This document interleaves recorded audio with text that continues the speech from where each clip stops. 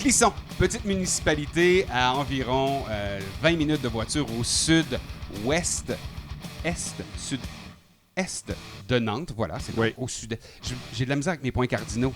Et tu nous as dit la semaine dernière que c'était en Vendée, mais Éric. Non, c'est pas en Vendée. Éric, mea maxima culpa. Attends, j'avais à moitié raison. Clisson, le sud de Clisson est en Vendée. Et en fait, les bureaux de production du Hellfest sont du côté sud de la ville, donc en Vendée. Mais le centre de la ville de Clisson, ainsi que le site où le Hellfest a lieu, sont du côté plus au nord. Et donc, à ce moment-là, ils sont en Loire-Atlantique. Donc, tu avais plus raison que moi, je l'avoue. On était proche. Quand même... C'est compliqué, mais c'est comme si c'est une ville qui est à mi-chemin entre Québec et l'Ontario. Grosso modo, qui... Hey, c'est Gatineau-Ottawa, ça? C'est Gatineau-Ottawa. Donc, c'est une petite municipalité de bourgeoise de 7500 personnes qui est bordée par des plein de vignes. On fait du muscadet là-bas. Et une fois par année, pendant 3 jours, 55 000 personnes se pointent pour assister à un des plus gros festivals de musique rock au monde. Et ça s'appelle le Hellfest. Et cette année, on va y aller. On y va, mon homme. Ça va être capoté. Bienvenue aux portes de l'Hellfest.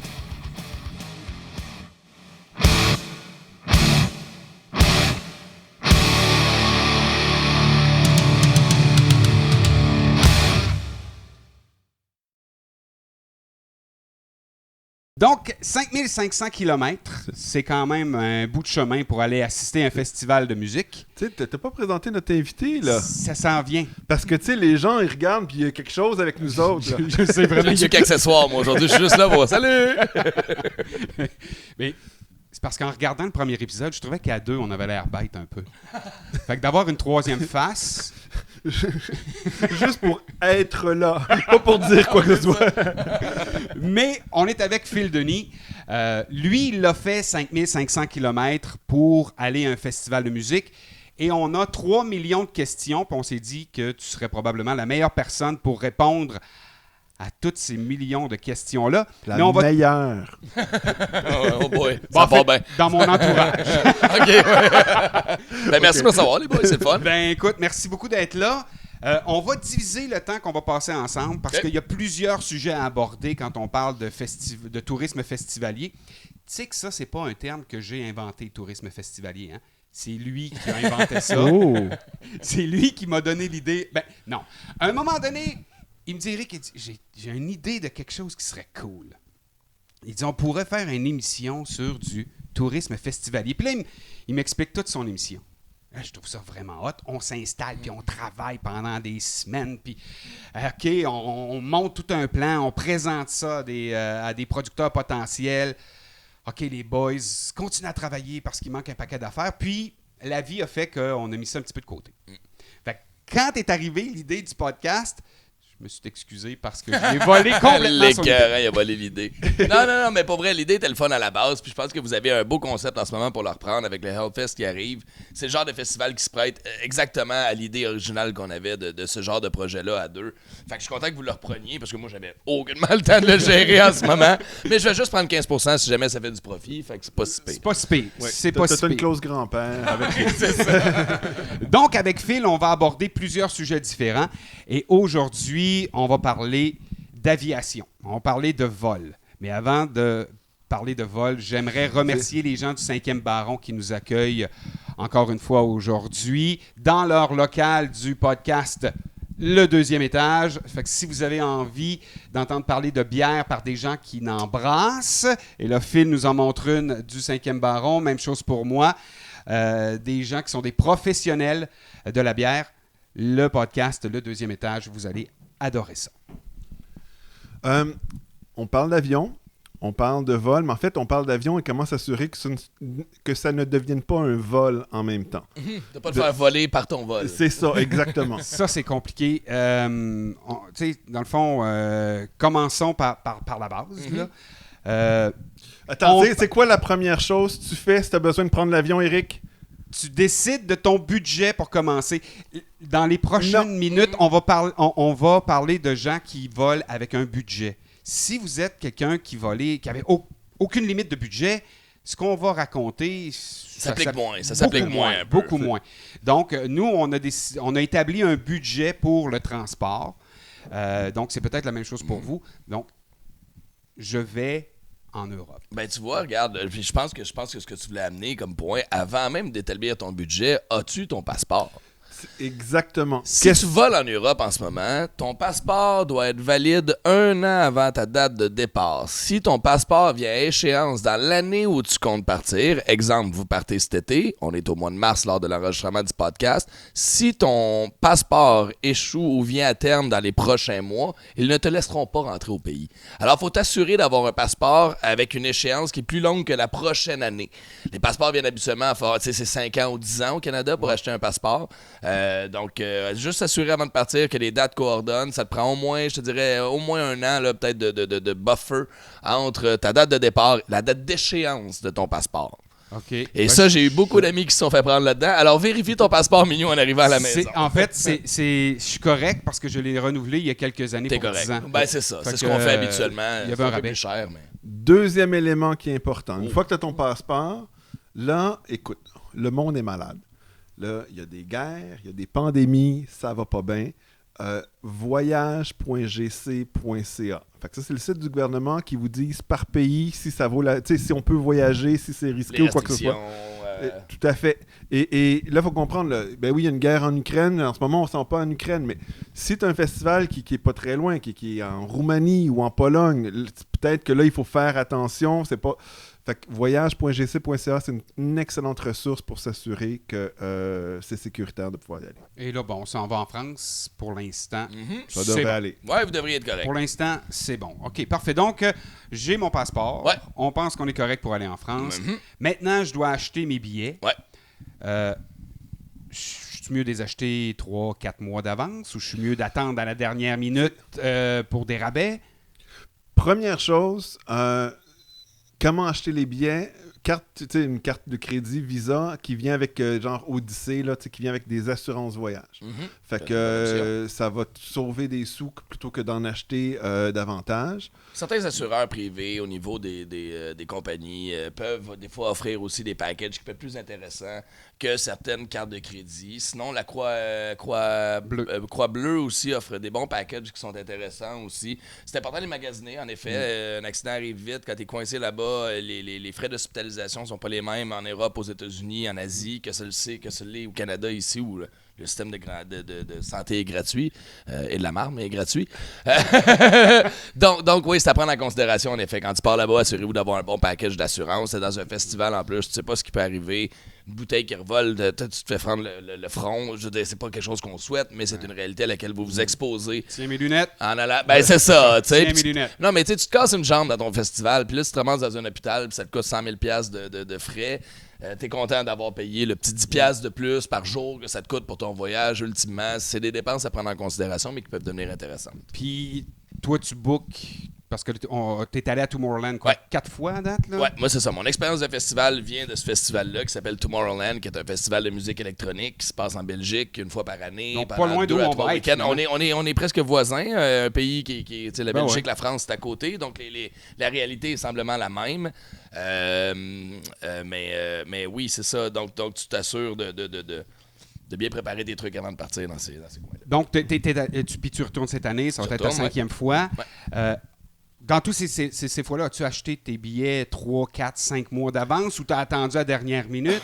Écoute, le festival se passe au mois de juillet. Habituellement, mois de janvier, février, c'est là que je commence à regarder. Si j'ai pas acheté mes billets avant la fin du mois de mars, je vais commencer à stresser un peu plus parce que les prix fluctuent tellement.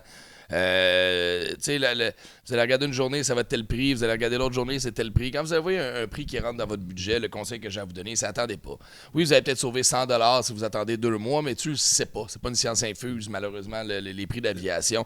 Si le prix rentre dans ton budget, sécurise-le parce qu'il n'y a rien de plus frustrant que d'avoir une idée d'itinéraire en tête. Puis parce que tu as attendu, parce que tu as procrastiné un peu ou parce que tu as voulu gambler un peu 100$, bien là, tu te ramasses que ton itinéraire initial n'existe plus. L'avion est complet. Et là, tu dois faire un détour, faire une escale de plus, 2 escales, décoller une journée plus tôt, une journée plus tard. Et encore pire, les prix augmentent de 1 000 $. On parlait de budget tantôt. Si la réalité n'est pas la vôtre au niveau des budgets, ben, c'est pas un problème. Mais nous trois, on voyage ici. Moi, mon billet, s'il me coûte 1 000 $ de plus, le voyage tombe à l'eau. Ben, Ça finit là. Très honnêtement, nous, on s'était mis un budget parce que nos billets sont achetés. Puis je te pose la question quand même parce que peut-être qu'on a fait une erreur. Mais on s'était mis un budget de 1 000 $ pour le voyage aller-retour entre ici et Nantes, au Clisson. Fait que, effectivement, les billets, les billets se sont pointés à un tarif qu'on trouvait raisonnable. Puis ça rentrait dans notre budget. On a sauté sur l'occasion. Puis moi, ma conjointe book souvent des billets d'avion. Elle est adjointe. On la salue. Oui, salut. Elle n'écoutera pas, par exemple. Elle s'en sac tellement. Elle est déjà écœurée d'entendre parler du Christ de Hellfest de marde. Elle dit, tu vas pas m'en parler tous les jours? Non, juste au jour et demi. Pendant les 3 prochaines années en plus.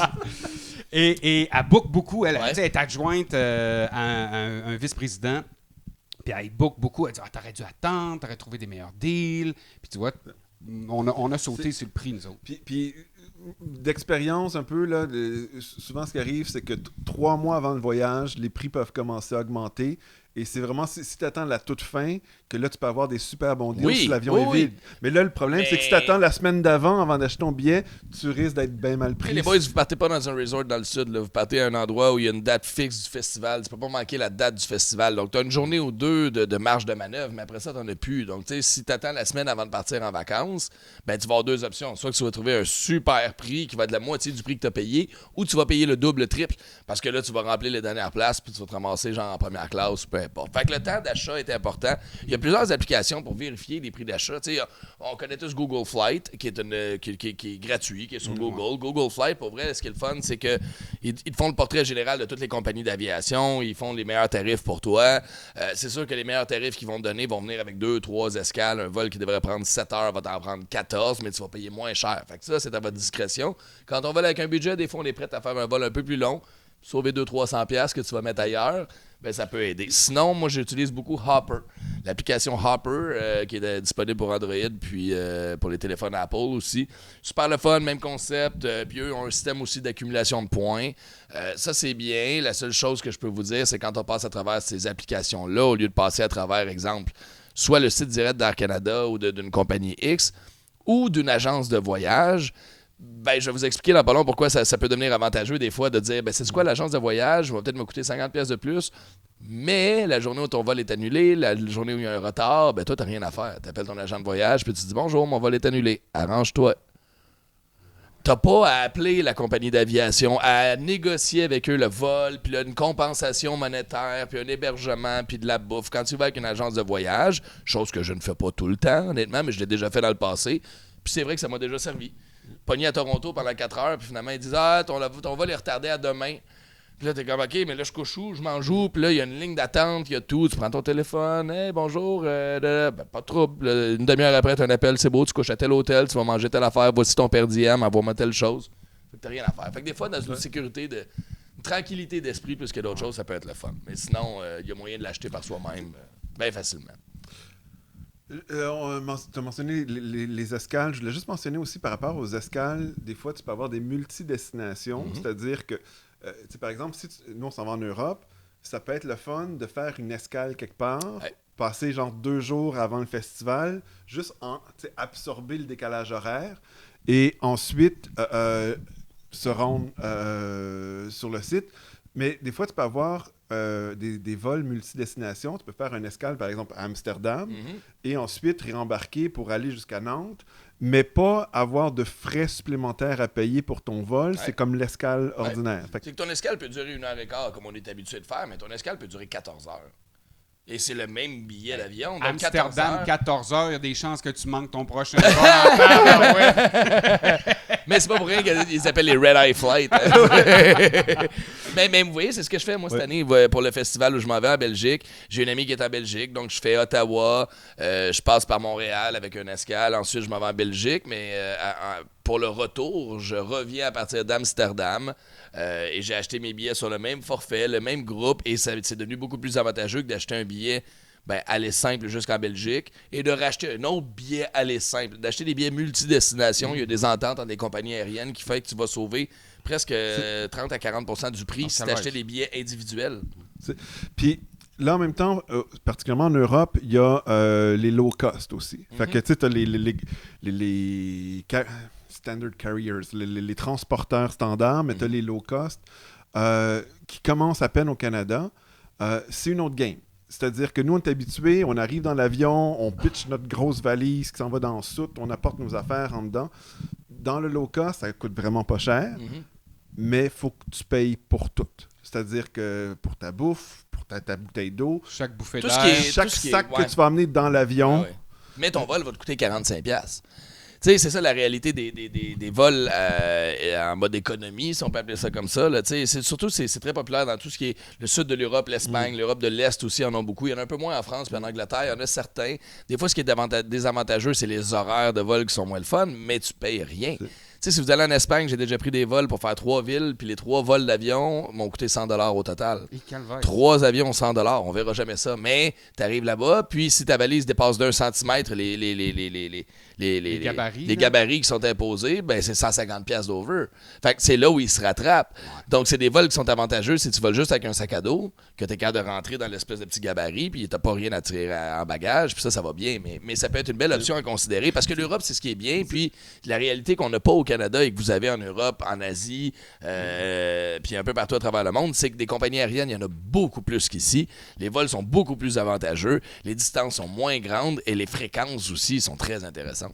Si je peux renchérir avec quelque chose, ce qui est le fun quand vous allez en quelque part comme en Europe, où il y a des avantages comme le train, les avions. Moi, mon truc, c'est trouve le billet d'avion le moins cher possible en Europe. Si ton atterrissage te coûte 400$ de moins et tu arrives à Paris, puis ton horaire te le permet de le faire, ben va à Paris, puis après ça va te coûter 25€ pour te rendre n'importe où en Europe. Fait que même si tu vas aller en Belgique, tu vas aller à Amsterdam, tu vas aller en Croatie, ben atterrir à Paris, ça va te coûter 700$, puis après ça, tu paieras le 100$ de train que ça va te coûter.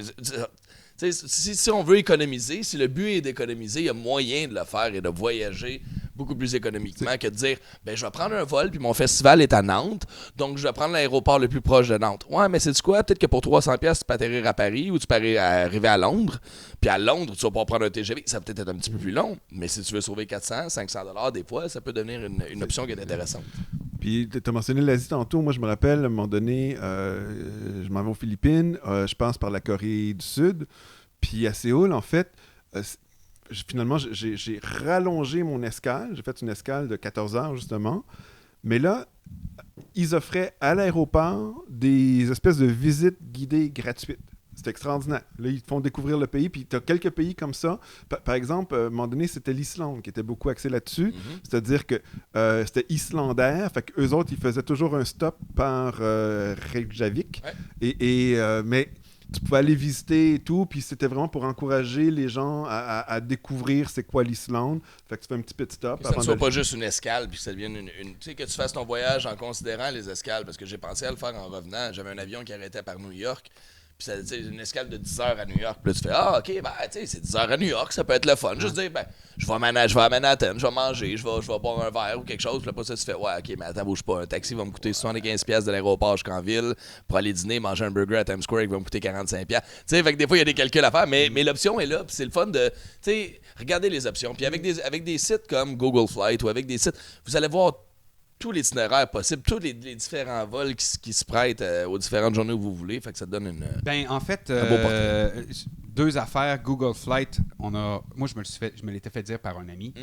Et en fin de semaine, il y a 2 jours, ma femme et moi, on s'est mis à regarder pour un voyage à Vancouver cet été avec les enfants. Ouais. Écoute, on est sur le site. Le prix du billet aller-retour, 360$. OK. Elle ferme le browser.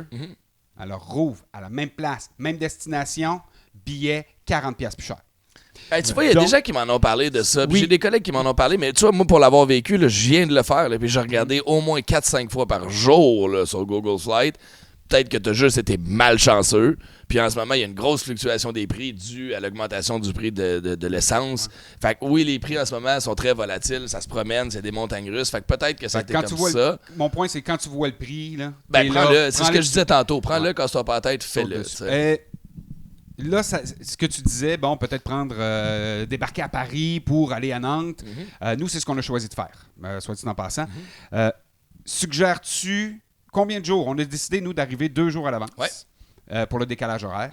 Donc, suggères-tu d'arriver plus serré, moins serré au festival, puis de partir serré, parce que nous, on a décidé de partir le lendemain de la fin du festival, ou bien on aurait été mieux de décanter, tu penses? Ben, moi, je te dirais que le mieux, c'est d'arriver le plus tôt possible avant le festival. Oui, parce que tu as cette période-là d'adaptation qui est le décalage horaire. Dans votre cas, ça va être 6 heures de décalage entre ici et Nantes.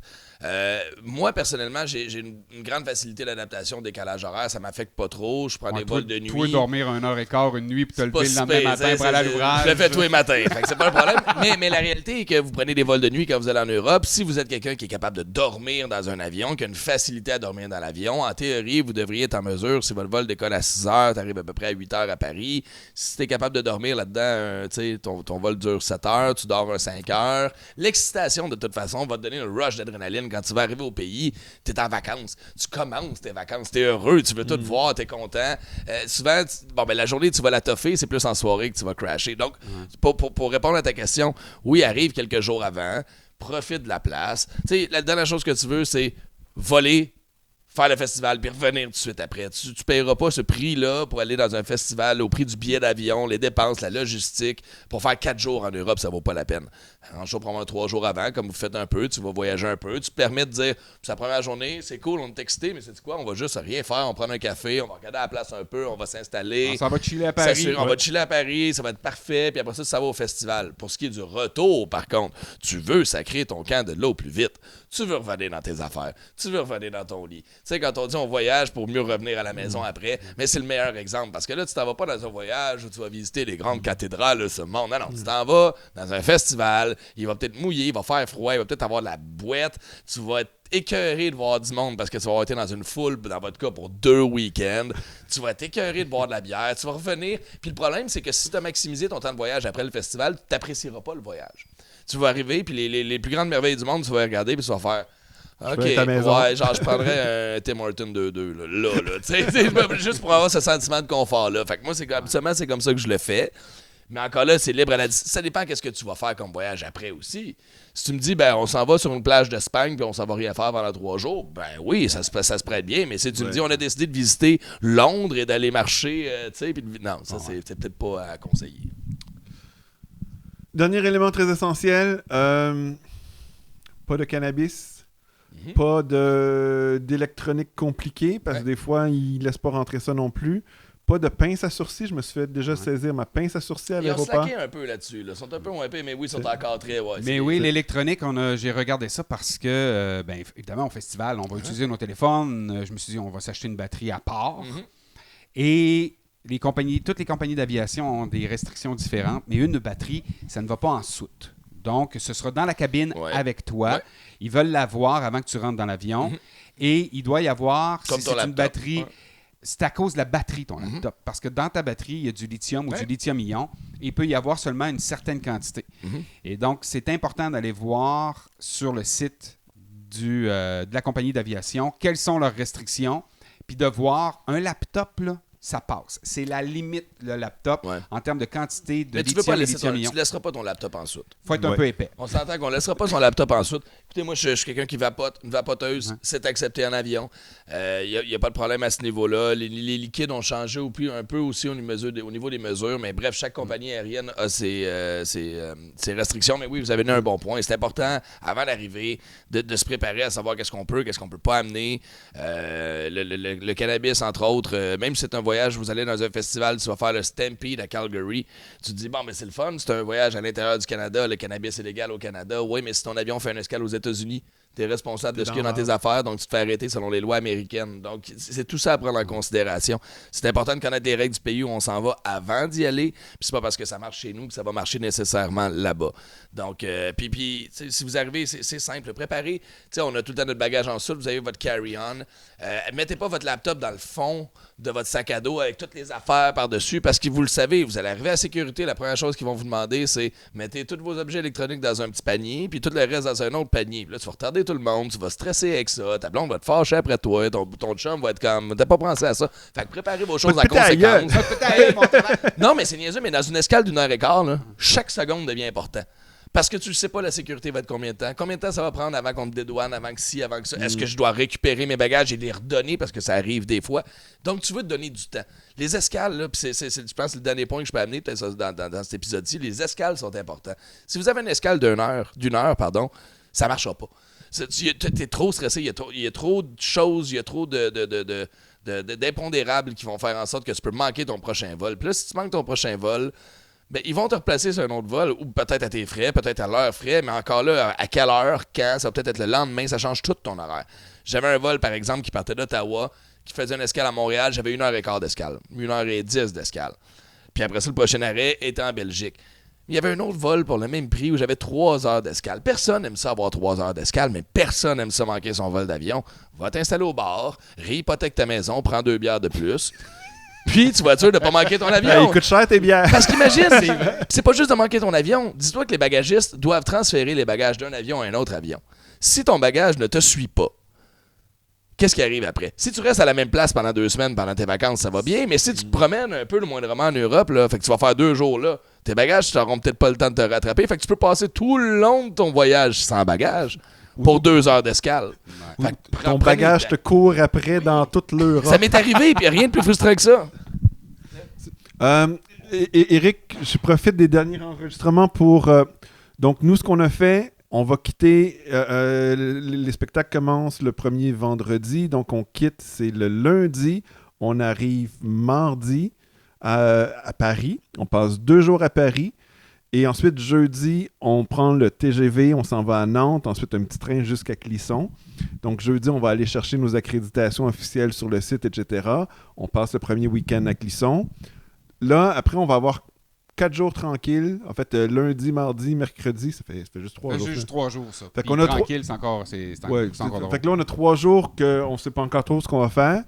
Et il y a 4 autres jours de festival. Donc, jeudi, vendredi, samedi, dimanche. Et là, lundi matin... on s'en va à l'aéroport, puis on s'en va, on va être épuisé. Donc, ça, c'est notre épisode sur l'aviation. Dans notre prochain épisode, on va parler d'hébergement. Quand on part en tourisme festivalier, où que c'est que je vais me coucher? Fait qu'on va parler d'hébergement dans notre prochain épisode, mais juste avant ça, je veux remercier la gang du 5e Baron et l'équipe du podcast Le Deuxième Étage de nous accueillir ici. Encore une fois, merci beaucoup si vous avez le goût d'un podcast sur la bière, tout ce qu'il y a à savoir. Vraiment, c'est un podcast à écouter. Moi, les boys, je vous dis à tantôt parce que là, on parle de dodo puis de maison. Je peux t'en faire un. C'est l'heure de ma sieste. Salut!